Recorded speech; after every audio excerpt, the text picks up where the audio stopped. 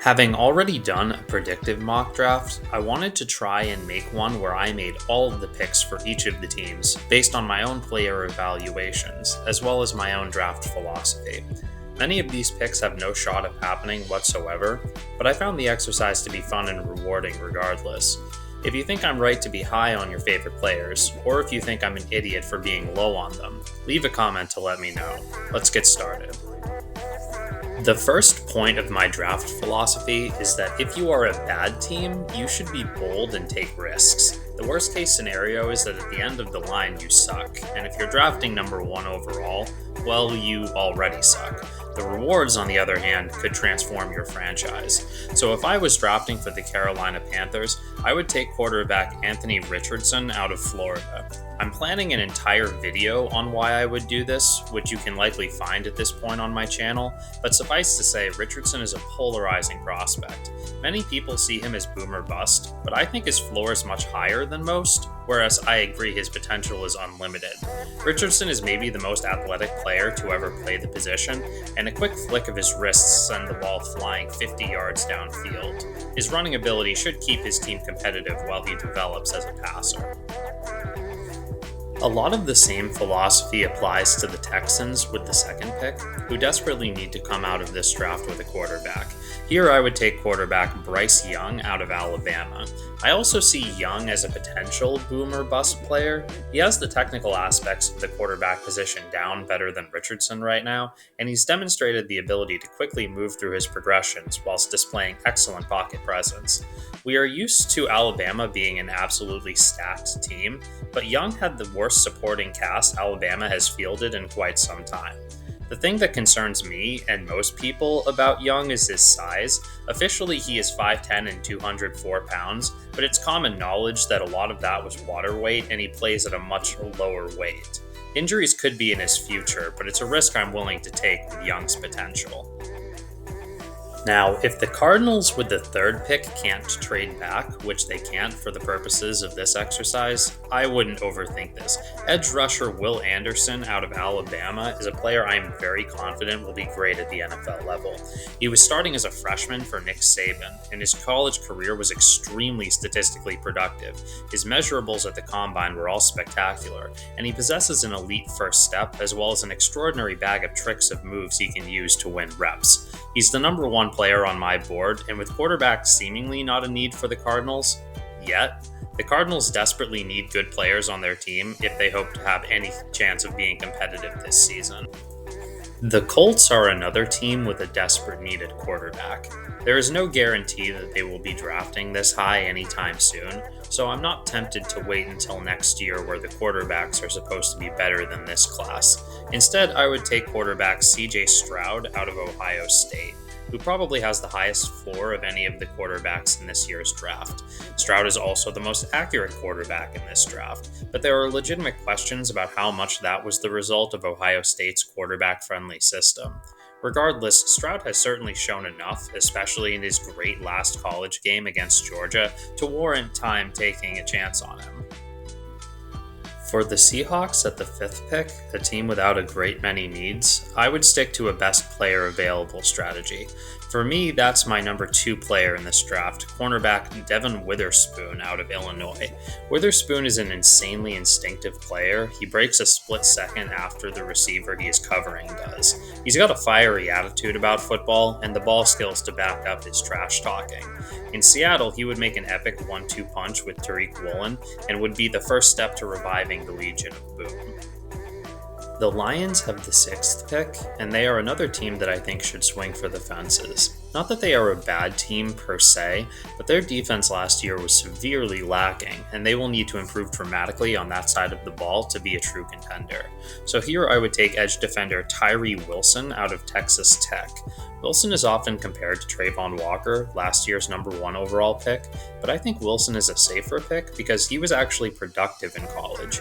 He is still raw though, and he is a player with a very high ceiling if he can develop beyond reliance on his strength to generate pressure. Coach Dan Campbell, I think, is capable of getting that out of him. The 7th pick belongs to the Raiders, and as a bad team, I would once again swing for the fences. They have a needed offensive tackle, and I have a very different top tackle than most people. For me, the pick here is Darnell Wright out of Tennessee. He certainly didn't play like the 5-star recruit he was for his first few seasons, but he really put it all together last year, emerging as a dominant run blocker, allowing 0 sacks all year, and completely shutting down Will Anderson when they played. He did play at right tackle, which is less valuable than left, but for me, he is the top tackle in a loaded class for the position. Maybe he can move to left tackle later on in his career. For the Falcons with the 8th pick, the stars have aligned in terms of my big board and my philosophy. I know many people are high on this guy, but I don't know if anyone is as high on edge defender BJ Ojulari out of LSU as I am. The Falcons had the worst pass rush in the league last year, and Ojulari is a pass rush specialist. He's also a high motor, high character, team leader kind of guy. Even though his run defense is admittedly lacking, it's amazing to me that this guy is often mocked in the second round. For me, he is a clear top 10 talent, and I would draft him accordingly. As the team with the worst record in the league last year, nobody needs to hit a home run in this draft more than the Bears, who have the number 9 overall pick. They desperately need protection for Justin Fields to see if he can really be their franchise quarterback. The offensive lineman with the highest ceiling left on the board for me is Broderick Jones out of Georgia. He's another guy who didn't allow a sack last year, each week going against the best the SEC had to offer. He's also still only 21 years old, so he has plenty of time to develop what is already a solid foundation to his game. Here at 10 for the Eagles pick, I have another bit of my draft philosophy for you, which is that if you are already a contender, I would draft safe picks and not take stupid risks. For me, that means the Eagles should take running back Bijan Robinson out of Texas. Running backs have a notoriously short shelf life, but even if Bijan only has 5 years of elite production, which is what I think he is likely to have at least, how much larger than that is the Eagles' Super Bowl window realistically? Running behind the best offensive line in football, Bijan could be a powerhouse that helps lead Philly to another Super Bowl championship. Another bit of draft philosophy here. I'm all for drafting for need, especially when you need a player at a position as badly as the Titans need an offensive tackle, which is why everyone mocks one to them at this spot. My third offensive tackle is Paris Johnson out of Ohio State. He has great length and strength, giving him a high floor to work with, though coaches at the next level are going to have to stop him from lunging too far forward on his blocks, as it regularly impacts his balance. I also like that this guy could be a Walter Payton Man of the Year candidate the second he enters the league. I'll certainly be rooting for him to be a success, unlike some I could mention. For the Texans with the 12th pick, I would look at investing in my new quarterback's future, in this scenario, Bryce Young. This high in the draft, with all my top tackles gone, I would look at wide receiver. Now, to be honest, I'm not too high on the receivers in this class, and the only one that really excites me is Jackson Smith-Njigba out of Ohio State. 2 years ago, in an offense with Garrett Wilson and Chris Olave, Smith-Njigba was the best receiver. He's never going to be a true X, never going to be a kind of guy who tests you deep often, but as a high-end slot guy, he could make a huge difference in the young career of my new franchise quarterback.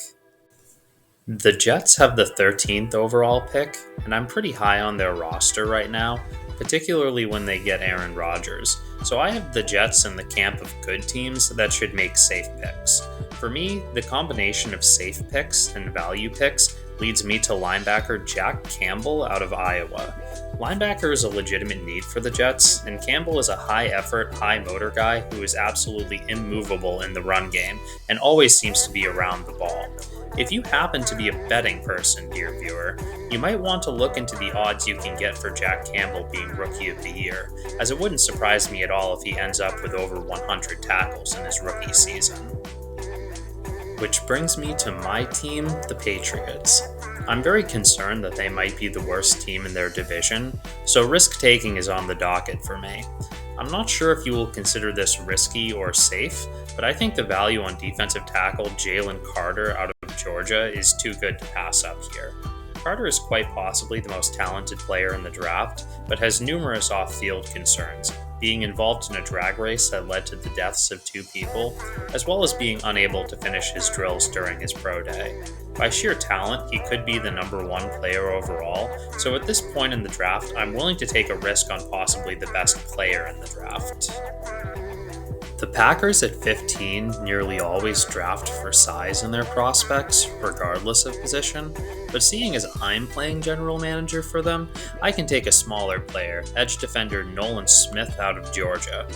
Outside of Rashawn Gary, the Packers don't have much of an edge rush, and they need depth at the position. Nolan Smith is one of my top 10 players in the draft, so this would be a good value pick as well. Smith does have a torn pectoral right now, but when he comes back, he has a lot to offer as a pass rusher, and is already a great run defender and a decent cover guy. His game is already solid all around, and his athleticism gives him a really high ceiling. Another pick that fits a need with great value would come here to the Commanders at 16th overall, for whom I would take cornerback Christian Gonzalez out of Oregon. I have him going 4th overall in my predictive mock, so the value is there. I'm not quite as high on Gonzalez as I am on Witherspoon, but with Gonzalez's athleticism, I will happily admit he has the higher ceiling. He also boasts prototypical size at the position as well. I'm also concerned about how many catches he gave up in college, but in fairness to Gonzalez, he is rather new to the position, having played safety in high school. We are starting to get into the part of the draft where I am going to have a lot more reservations about the players I'm drafting, so keep that in mind going forward. If I was the Steelers GM and the board fell to me this way, I would totally cop out and take the legacy pick with cornerback Joey Porter Jr. out of Penn State. Of course, this does also fill a need for the Steelers, but I have questions about how many penalties Porter will take at the next level. His go-to move when he's beaten off the line, which is far too often, is to grab and hold, and that is just not going to fly at the next level. Still, he boasts prototypical size, length, and athleticism for the position, meaning he's more than capable of developing into a great corner. The Lions, like the Packers, have very different draft philosophies than I do, but that doesn't really matter for the purposes of this exercise. Even if the Lions don't value the tight end position enough to trade away a proven starter at the position in TJ Hawkinson, I do value the position, so I'm drafting Dalton Kincaid out of Utah for them. I'm very high on Kincaid, and if anyone from this draft is going to be the next great tight end in this league, it's going to be this guy. He definitely has the highest upside as a pass catcher in this draft, though his lack of blocking prowess is likely to stop him from ever being the top dog at the position in the NFL. But again, if any of these guys are going to do it, it's Kincaid. At 19th overall, we have the Buccaneers, and this is where I would be willing to take a swing at quarterback Will Levis out of Kentucky. I'm not that high on Levis. He doesn't maneuver very well in the pocket, and he has no touch on his passes. Every ball comes out like a howitzer. He needs to learn how to float the ball over the defense, otherwise he's going to throw a lot of interceptions in the NFL. Still, there is always bust potential for every quarterback, and Levis has the size and arm strength to be worth gambling on. I just wouldn't do it with a high pick. I debated this pick probably more than any other in this mock, just remember that. The Seahawks have the 20th pick, and I consider them to be a team with a fine roster, but having already taken what I consider to be a safe pick with Devin Witherspoon at 5, I'm tempted to take a swing on a higher upside player. I would take defensive tackle Adetomiwa Adebawore out of Northwestern. This would seem to be someone out of scheme, seeing as Seattle likes to run the 3-4, but I have enough faith in Adebayore's positional versatility to think he can be a 2-gap end. He already has an elite first step, which will help him to fit in anywhere he goes. With the Chargers at 21 overall, I have one of the few picks that is the same here as in my predictive mock, because edge rusher Myles Murphy out of Clemson just makes too much sense here. Murphy has not put it all together as a pass rusher, but pass rush is not the Chargers' problem. Their problem is their atrocious run defense, and Myles Murphy, for all his faults, is a very capable run defender. I also think the Chargers are a very good team, and they could use a high floor, low ceiling prospect like Murphy. All they need to do now is get rid of their idiot coach, and they could be a legitimate contender. My pick for the Ravens here at pick 22 is also the same as many predictive mocks. I have them taking cornerback Deonte Banks out of Maryland. It makes sense as the Ravens have a desperate need at cornerback, although I'm a little queasy about Banks' lack of ball skills. I also have questions about his effort, specifically on plays that go to the other side of the field than him. Still, he's another cornerback with prototypical size, and he's a very sure tackler, so I'm comfortable with this selection. He strikes me as a rather safe pick for an already good roster. If I'm picking for the Vikings at 23 overall, I'm not enamored with the idea of throwing the ball to Justin Jefferson 40 times a game. Not that he isn't great, but that kind of volume is likely to draw triple teams. The problem is the Vikings don't have a legitimate number 2 option, so I would draft wide receiver Zay Flowers out of Boston College. He's another guy who's never going to be a true X running go routes down the sidelines, but he's a good route runner who always maximizes his yards after the catch. I think he will make a fine number 2 in the NFL. The Jaguars at 24 are a team on the up and up, I think, so I'm going to go with a safer pick, and the perfect player who fits a need has fallen to me, thanks to me. I would take guard Peter Skoronski out of Northwestern. I say guard because I think with his size and arm length that he projects best as a guard at the next level. That's also the only reason he has fallen this far. Skoronski has all of the technical aspects of playing offensive line down, and he has a dominant anchor against bull rushes. It's just that guard is not a very valuable position. That's the only reason a player of Skoronski's talent has fallen this far. For the Giants, I have to say I don't think any team overperformed more than them last year, other than the Vikings, so I'm going to give them a riskier pick. I would take my top safety in the class, J.L. Skinner out of Boise State. I am definitely higher on this guy than basically anyone else I know. I've seen him going in the 3rd round of many mocks. So I might just be crazy, but every time I watch Skinner, I just think I'm watching the second coming of Cam Chancellor. His hits are monstrous, and he will make opposing receivers think twice about going over the middle of the field with him patrolling that section. The Cowboys at 26th overall have very few needs and an overall pretty stellar roster. I'm not enamored by any of the wide receiver options left, so I have them taking insurance for when Leighton Vander Esch has his next injury. Linebacker Trenton Simpson from Clemson is a pretty safe pick, with some pass rushing upside, as Clemson's scheme rarely let him pin his ears back and rush the quarterback. The Bills have one of the most complete rosters in the league, so it's no surprise I'm going to take a very safe pick for them. Guard Osiris Torrance out of Florida plugs the only real hole the Bills have on their roster. He didn't give up a sack or take a penalty in his entire college career. As a Patriots fan, I will be very mad if this pick actually happens. Speaking of teams taking safe picks, there are a few safer picks than the guy I'm giving the Bengals, safety Brian Branch out of Alabama, as a replacement for Jesse Bates. Branch is the surest tackler in the draft, is a good cover guy, good run defender, and all-around solid player.